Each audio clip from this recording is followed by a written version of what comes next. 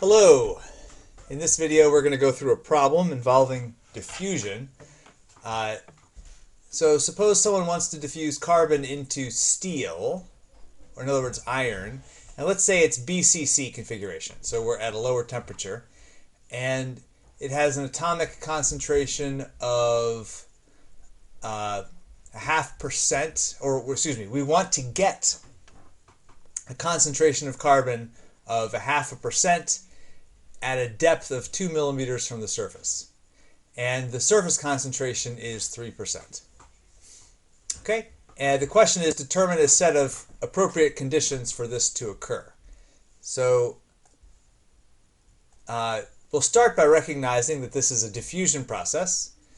So we can write down the diffusion equation, which says that the change in concentration with respect to time is equal to the diffusion constant times the second derivative of the concentration with position. So this equation is can be solved, and this class our goal is not to learn the mathematics of solving it, but just to be able to use a solution. So we can solve it for a particular situation, and the particular situation where we're solving it is where we have a fixed surface concentration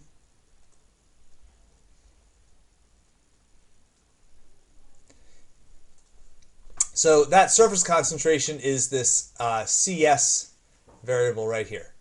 So the solution to this is that the concentration at some position and time later is given according to this formula. C0 like in lab, is the initial concentration, which we'll assume is 0 in this case. And so that one is a 0.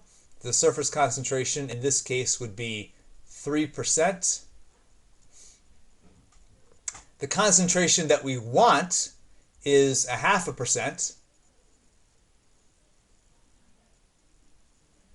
And that equals 1 minus the error function of the distance in, which is 2 millimeters, which is 0.0002 meters, divided by 2 times the square root of the diffusion constant times the time.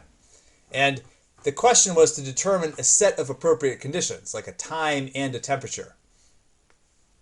If we pick a smaller time, we'll have to use a hotter temperature. If we pick a long time, we can use a lower temperature. So we'll plug all this stuff into this equation, and I'll pick a time of 1 hour, 3,600 seconds. Okay, we go ahead and solve it. We get on the first step 0.833 equals the error function of that stuff. And then to get rid of the error function, we have to do the inverse error function to both sides. So the inverse error function of 0.833, you can either use, look it up in a table, use some kind of calculator, and we get 0.97. The inverse error function of the error function of some stuff just gives us that stuff. And then rearrange that, solve it for D, and with these numbers, I think I need one more 0 here, but with these numbers we get 2.95 times 10 to the negative 10th. That gives us the value for D. And the diffusion constant is a material parameter that varies with temperature in the usual way. Usual way meaning it's going to vary with temperature according to some value times e to the minus activation energy divided by RT. So we can look up for this particular situation the values of D0 and the activation energy. Those depend on the process. So here we're diffusing carbon into BCC iron. So we go look that up online or somewhere. Our textbook has these values.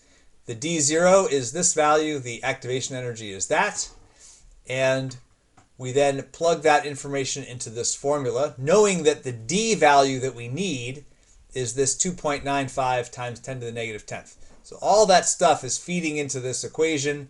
We know everything except the temperature, so we then solve for the temperature and we get 1086 Kelvin.